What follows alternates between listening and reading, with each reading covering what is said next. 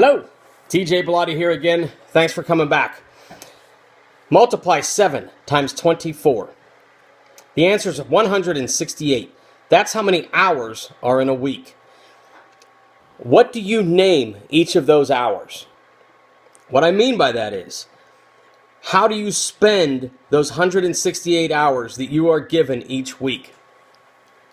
Let's make a comparison to money real quick. There's a professional financial consultant named Dave Ramsey. If you've never seen any of his videos, do yourself a favor, Google them and watch a few of his videos. He gives great advice to folks that own small businesses. So take some time if you get a chance and watch some of his videos. But one of the things he teaches, one of the most important things in my opinion that he teaches is, he says, give every dollar you earn a name. And what he means by that is, if you're going to earn $500 in the coming week, before the week even starts, make sure you budget that $500. If $200 of that $500 is going to your mortgage, you just named it mortgage. If you have $100 that is going towards food and gas, you've named that $100 food and gas. Well, the exact same thing should be done with your time. But here's the big difference. Time is a very finite thing that we're all given. None of us know when we're going to be out of time, and we can never replenish it. We only get what we get. Money, we can always replenish. If we spend $100 on a new pair of shoes, we can go work and re-earn that $100. But we can't do that with time.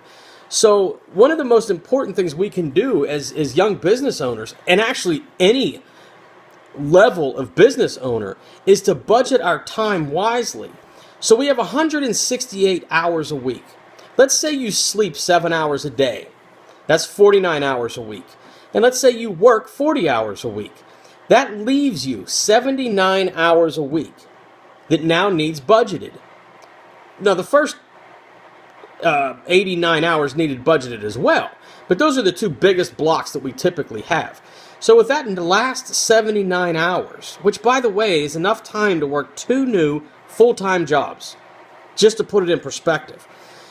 So let's say we use half of those 79 hours for personal time. That's time spent with the family, time spent for ourselves, following our own personal hobbies, shopping, fixing things around the house, driving to and from work. So that leaves us 39 hours a week that we can call discretionary time. Where are you putting that time?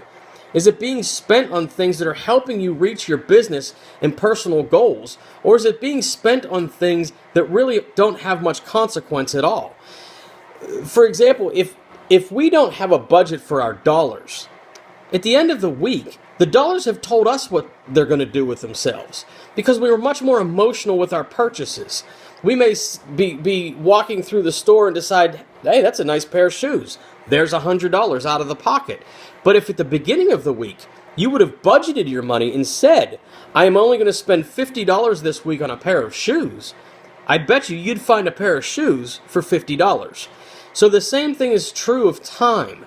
So how about this for an exercise? Carry a pad with you for a week, and throughout the day, record what it is you're doing for the hours that you're spending. So if you sleep for 7 hours from 11 to 6, you put sleep 11 to 6. Breakfast and wake-up routine, 6 to 7.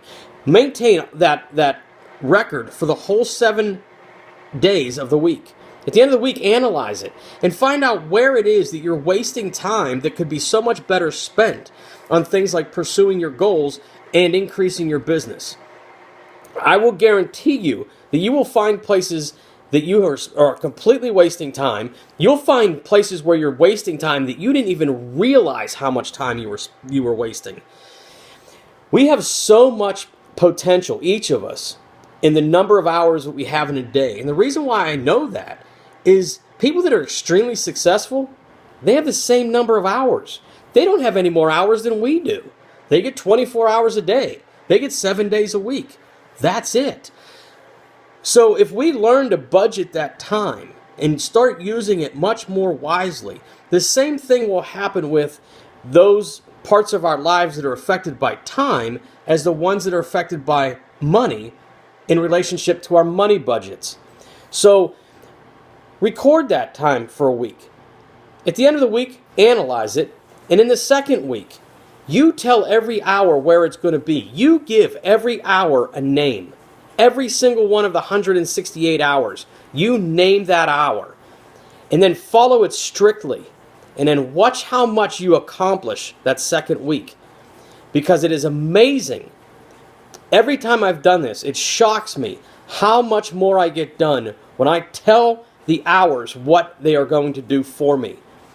So take that week, record them, analyze them, assign them a name, and then if you would, put in the comments below how it worked out for you. Let us know. Share it with everybody that gets to watch this so that we can all learn from how we can each tweak our time budgets.